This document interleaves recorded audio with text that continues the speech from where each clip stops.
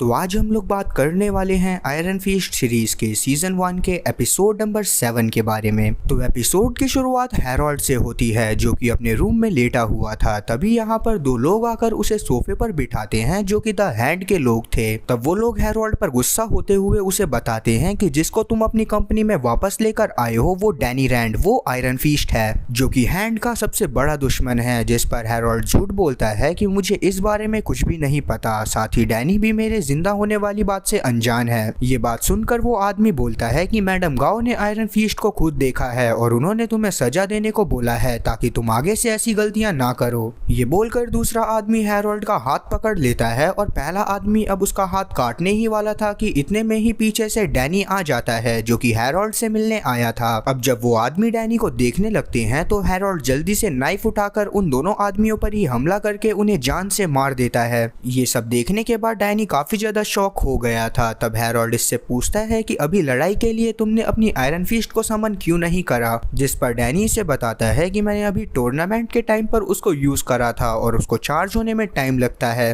तब Danny Harold को बोलता है कि मैंने टूर्नामेंट जीतने के बदले में शर्त रखी थी कि वो लोग न्यूयॉर्क से चले जाएंगे, पर अचानक से ही गांव ने बीच में आकर सब कुछ चौपट कर दिया और उसने एकदम से ही रूल्स चेंज कर दिए। तब हैरोल्ड डैनी को गांव के बारे में बताता है कि जब मैं मरने वाला था तब वो मुझसे मिलने आई थी और उसी ने मुझे सही करा था। ये बात सुनने के बाद हैरोल्ड काफी ज्यादा शॉक होकर बोलता है कि वेंडल ने कभी भी मुझे इस बारे में ऐसा कुछ भी नहीं बताया और अगर ऐसा है तो वो सच में हमारे काफी ज्यादा राज जानती होगी और इसी वजह से तुम्हें जल्दी से जल्दी द हैंड को खत्म करना होगा। जिस पर डैनी बोलता है कि पर पहले मैं पता करूंगा कि वो मेरे डैड को कैसे जानती थी। अब आगे हम लोग जॉय और वॉर्ड को देख पाते हैं जो कि आपस में ही लड़ रहे थे क्योंकि वॉर्ड ने बस पिल्स के लिए अपने हाथ को तोड़ लिया था। अब तभी वॉर्ड को हैरोल्ड का कॉल आने लगता है जिसका नंबर वॉर्ड ने फ्रैंकेनस्टाइन के नाम से सेव करा हुआ था। तब जॉय उसके बारे में पूछती है पर वॉर्ड उसे कुछ भी नहीं बताता, जिस वजह से जॉय और ज्यादा गुस्से में वहां से चली जाती है। तब वॉर्ड कॉल उठाता है और हैरोल्ड उससे प्लीज बोलता हुआ मदद मांगने लगता है। ये देखकर वॉर्ड काफी ज्यादा शॉक था क्योंकि आज से पहले कभी भी हैरोल्ड ने उससे प्लीज नहीं बोला था। अब आगे हम लोग डैनी को कॉलिन के साथ देखते हैं जहाँ पर कॉलिन उसके टांके लगा रही थी और उससे बात कर रही थी। इसके बाद डैनी रेडोवान को ढूंढने का डिसाइड करता है। तभी क्लेयर उन्हें मैसेज करके बताती है कि वो सबीना के साथ एक सेफ जगह पर पहुंच गई है। जिसके बाद डैनी और कॉलिन साथ में बैठकर ड्रिंक करने लगते हैं और ड्रिंक करते हुए डैनी कॉलिन को अपनी मोनेस्ट्री के बारे में बताता है जहां पर हर एक दिन उसके लिए बहुत ज्यादा मुश्किल होता था और वहां वो अपने भाई जैसे दोस्त डावोस के साथ बहुत ज्यादा मजे करा करता था। तब कॉलिन पूछती है कि तुम्हें ये टैटू कैसे मिला। इस पर डैनी उसे बताता है कि ये टैटू नहीं है, ये आयरन फिस्ट का मार्क है जो एक यूनिक पावर है जिसे कुनलुन को प्रोटेक्ट करने के लिए बनाया गया था और इसे जनरेशन टू जनरेशन पास करा जाता है। पहले कॉलिन को कुछ भी समझ में नहीं आ रहा होता। तब डैनी उसे बताता है कि मैंने बहुत मुश्किल से इसे पाया है, ये मेरी ताकत और फोकस करने की क्षमता को कई गुना ज्यादा बढ़ा देता है। इसके बाद वो फिर से और बातें करने लगते हैं और तब कॉलिन डैनी को किस करती है और अब डैनी अपनी टी शर्ट उतारता है। जिसके बाद वो दोनों बेड पर जाकर इंटीमेट होने लगते हैं। अब सीन यहाँ से वार्ड पर आता है जो कि जब हैरोल्ड के रूम में पहुंचकर उन डेड बॉडीज को देखता है तो ये वॉमिटिंग करने लगता है।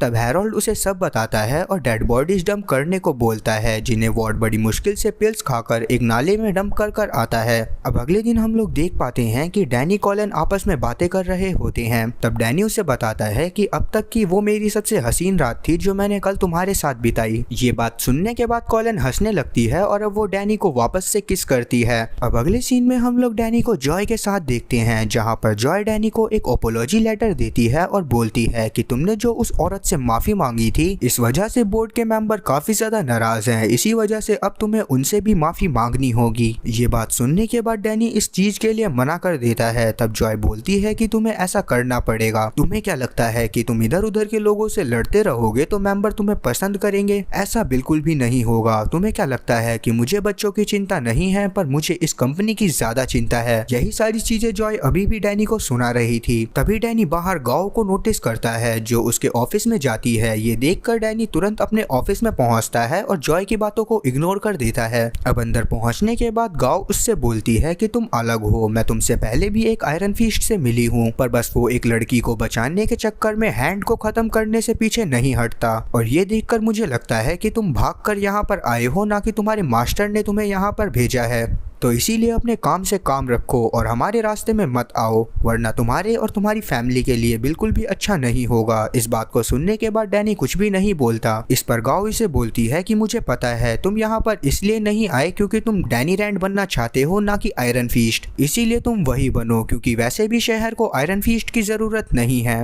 इतना बोलकर गाओ यहाँ से जाने लगती है। तब डैनी उसकी एलिवेटर के जाने के बाद एलिवेटर का गेट खोलता है और नीचे जाने लगता है और अब वो उसका पीछा करता हुआ एक फ्लोर पर पहुंचता है और उसे देखकर काफी ज्यादा शॉक होता है क्योंकि आज से पहले वो अपनी बिल्डिंग में इस फ्लोर पर कभी भी नहीं आया था। वहीं हम लोग जॉय को वार्ड को बताते हुए देखते हैं कि डैनी माफी मांगने के लिए मान गया है। इसके बाद वो वार्ड को पिछली रात के लिए सॉरी बोलती है और साथ ही ये भी कि शायद तुम्हें कुछ हफ्तों के लिए आराम करना चाहिए, यहाँ पर मैं और डैनी सब कुछ संभाल लेंगे। ये बात सुनने के बाद वार्ड काफी ज्यादा खुश होता है और जॉय को कसकर गले लगा लेता है। अब आगे हम लोग उस औरत को देख पाते हैं जो कि पहले के एपिसोड में बिजनेसमैन के पास ड्रग लेकर गई थी और अब वो गांव को उन ड्रग से हुए प्रॉफिट के बारे में बताती है। ये सब डैनी भी छुपकर सुन रहा था, जिसके बाद गांव यहाँ से चली जाती है और तब डैनी तुरंत उस लड़की से फाइट कर उसे पकड़ लेता है और बोलता है कि मुझे आज तक इस फ्लोर के बारे में कुछ भी नहीं पता था। तभी वो औरत बोलती है कि तुम्हारा ऑफिस ऊपर है। तब डैनी उसकी शक्ल देखकर बोलता है कि तुम ये काम नहीं करना चाहती, पर तुमसे ये जबरदस्ती करवाया जा रहा है, इसीलिए मैं तुम्हें एक मौका दे रहा हूँ कि यहाँ से भाग जाओ, नहीं तो वो लोग तुम्हें मार देंगे। जिस पर वो औरत बोलती है कि वो लोग मुझे फिर भी मार देंगे क्योंकि उन लोगों की पहुंच काफी दूर तक है और अगर मैं यहाँ से भाग भी जाती हूँ तो वो लोग मुझे कैसे भी ढूंढ लेंगे और वो मुझे बाद में मार देंगे। इस पर डैनी से बोलता है तो तुम मुझे अपना टैबलेट का पासवर्ड दे दो ताकि तुम्हारे मरने से पहले मैं उन सबको मार दूं। अब आगे हम लोग कॉलिन को देखते हैं जिसके पास इसका पुराना दोस्त बकूटो आता है, जिसे देखकर कॉलिन काफी ज्यादा खुश हो गई थी और अब ये उससे बातें करती हुई उसे डैनी के बारे में बताती है कि वही असली आयरन फीस्ट है। ये बात सुनने के बाद बकूटो बहुत ज्यादा शॉक होता है और दोनों फिर से बातें करने लगते हैं। वहीं अब डैनी के हाथ पर वो टैबलेट लग गया था जिसे लेकर वो मैगन के पास जाता है, जहाँ पर मैगन उसे कुछ कपड़े देती है क्योंकि उसके कपड़े काफी ज्यादा खराब हो गए थे। जिसके बाद डैनी को उसके डेस्क पर 15 साल पुराना उसके डैड का एक आईडी कार्ड मिलता है, जिसको देखकर वो कुछ सोचने लगता है और अब वो मीटिंग में जाता है। तब डैनी वहां पर जाकर अपनी चेयर पर बैठता है और बोलता है कि मैं जानता हूं कि आप लोग मुझसे खुश नहीं हैं, पर मैंने कंपनी के लिए एक डिसीजन लिया है कि वो प्लांट बंद कर दिया जाएगा। ये बात सुनने के बाद बोर्ड ऑफ मेंबर काफी ज्यादा गुस्से में आ जाते हैं और बोलते हैं कि तुम्हारे डैड यहाँ पर होते तो सही रहता। इस पर डैनी बोलता है कि पर वो यहाँ पर नहीं है तो तुम्हें मेरी बात माननी होगी क्योंकि मैंने प्रेस को इस बारे में बता दिया है। ये बात सुनने के बाद बोर्ड मेंबर और ज्यादा गुस्सा होने लगते हैं क्योंकि अब वो अपना डिसीजन चेंज नहीं कर सकते थे, क्योंकि अगर वो लोग ऐसा करते तो प्रेस में उनकी काफी ज्यादा बदनामी हो जाती और अब इसी वजह से ये लोग डैनी को काफी बुरा भला बोलने लगते हैं। पर डैनी इनकी बातों पर ध्यान नहीं देता। अब हम उसे हैरोल्ड के साथ टैबलेट का डाटा चेक करते हुए देखते हैं और उन्हें एक लोकेशन के बारे में पता चलता है जहाँ पर हैंड का सारा सामान डिलीवर हो रहा था। तब डैनी बोलता है कि पहले हमें रेडोवान को बचाना होगा क्योंकि अगर हम पहले हमला करेंगे और अगर गांव बच गई तब वो रेडोवान को मार देगी। पर हैरोल्ड को रेडोवान को बचाने का मन नहीं कर रहा था, वो बस रैंड इंटरप्राइजेस पर ध्यान देने को बोलता है। इसके बाद हम कॉलिन को देखते हैं जो सबको बताती है कि आज हमें अपने बेहतरीन स्टूडेंट डायरेल को बाय बोलना होगा क्योंकि उसे स्कॉलरशिप मिल गई है और आज वो यहाँ से जाने वाला है। तब डायरेल सबको उसका साथ देने के लिए थैंक यू बोलता है और कॉलिन सबको घर जाने को बोलती है। जिसके थोड़ी देर बाद ही यहाँ पर डैनी पहुंच जाता है और कॉलिन को बताता है कि मुझे रेडोवान की लोकेशन पता चल गई है और ये भी बात पता चली है कि हैंड वहीं पर ड्रग्स बना रही है, इसी वजह से हमें उसे बचाने के लिए वहां पर जाना होगा, जिसके लिए मेरे पास एक प्लान है। वहीं हम लोग वार्ड को एयरपोर्ट जाते हुए देख पाते हैं जहां पर उसे एक कॉल आता है और उसे पता चलता है कि उसने जो कार्ड रिजॉर्ट बुक करने के लिए दिया था वो डिक्लाइन हो गया है। ये सुनकर वार्ड तुरंत अपना अकाउंट चेक करता है जिसमें 0 बैलेंस हो गया था। ये देखकर वो तुरंत ही ड्राइवर को गाड़ी रोकने को बोलता है और कहीं पर जाने लगता है। वहीं डैनी और कॉलिन आपस में मिलकर गोंगशी के पास जाते हैं और बोलते हैं कि हमें हैंड के ऊपर हमला करना है और हमें आपकी मदद चाहिए। जिस पर गोंगशी पूछता है कि इसमें मेरा क्या फायदा होगा। तब डैनी बोलता है कि द हैंड किसी से भी नहीं डरता, बस मेरे अलावा,